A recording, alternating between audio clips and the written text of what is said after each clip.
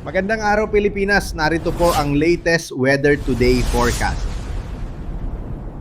Sa ating latest satellite images na itong mga makakapal na kaulapan na umiiral sa silangang bahagi ng ating bansa ay ang patuloy na epekto nitong shear line dito sa silangang bahagi ng Northern at Central Luzon. Samantala, ito namang mga kaulapan sa may Visayas at Mindanao ay ang patuloy na epekto ng easterlies. So dahil sa epekto ng shear line at amihan, makakaranas tayo ng mga pag-ulan sa malaking bahagi ng Northern and Central Luzon, pati na rin itong eastern sections ng Southern Luzon area.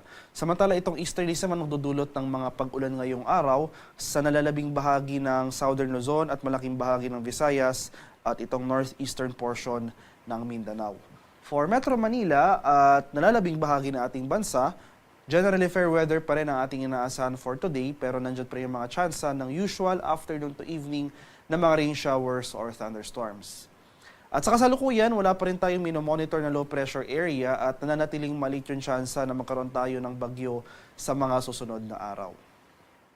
At para naman sa magiging lagay ng ating panahon for today sa area ng Luzon, dahil sa epekto ng shear line, so ito yung salubungan o yung convergence ng mainit at malamig na hangin, asahan natin itong mga kaulapan at mataas sa tsansa ng mga kalat-kalat na pag-ulan at thunderstorms dito sa area ng Isabela, Nueva Vizcaya, Quirino, pati na rin dito sa Kalinga, Mountain Province, Ifugao, sa may Aurora, dito sa Quezon, Nueva Ecija, Bulacan, at sa Rizal.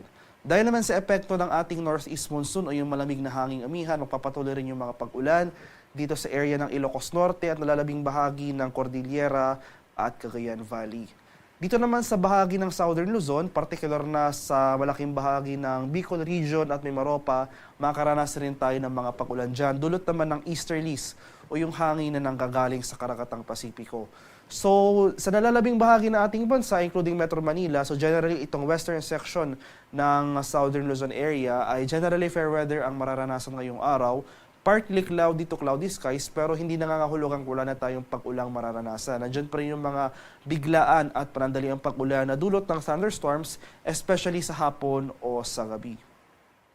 Sa areas naman ng Palawan, Visayas at sa Mindanao, dahil nga sa epekto ng easterlies, itong Palawan as well as buong Visayas at itong northeastern portion ng Mindanao sa mga lalawigan ng Dinagat Islands at Surigao del Norte, for today asahan pa rin natin itong maulap na kalangitan at mga kalat-kalat na pag-ulan at thunderstorms. Kaya generally, itong eastern section po ng ating bansa, maghanda po tayo at maging alerto sa mga banta ng pagbaha at pagguho ng lupa, lalong-lalo na kung tuloy-tuloy ang pag-ulan na ating mararanasan. Sa nalalabing bahagi ng ating Mindanao area ay generally fair weather rin ang ating mararanasan. Pero magdala pa rin tayo ng pananggalang sa ulan dahil nandiyan pa rin yung mga tsansa ng isolated rain showers or localized thunderstorms throughout the day. At para naman sa ating weather outlook sa mga susunod na araw, bukas, araw ng Martes, ay mababawasan yung mga pag-ulan na dulot ng easterlies dito sa may Visayas. So generally improving weather conditions na ating inaasahan over Visayas. Inaasahan rin natin yung bahagyang paghina ng amihan. Inaasahan rin natin yung pag-akyat ng axis itong northeast monsoon. As well as yung ating shear line o yung convergence ng ating mainit at malamig na hangin. So generally, mababawasan yung mga pag-ulan sa Visayas pero magpapatuloy pa rin yung mga pag-ulan dito sa eastern section ng Luzon dulot ng shear line at ng easterlies. So itong eastern section po ng Luzon, itong area ng Cagayan, Isabela, Aurora, Quezon at Bicol Region. So for tomorrow, asan pa rin natin possibly yung mga sustained na mga kaulapan at pag-ulan over these areas. Sa araw naman ng Miyerkules hanggang sa Huwebes, so Wednesday to Thursday, inaasahan natin yung mababawasan pa yung mga pag-ulan na ating mararanasan. So generally, fair weather over most of the country, partly cloudy to cloudy skies, pero ayun nga po, nandiyan pa yung mga tsansa ng afternoon to evening na mga rain showers or thunderstorms. So may naasahan tayong muling bugso o surge ng ating northeast monsoon na kung saan magsisimula ito sa araw ng Huwebes. Magdudulot na ito ng maulap na kalangitan at mga pag-ulan sa area ng Cagayan sa araw ng Friday.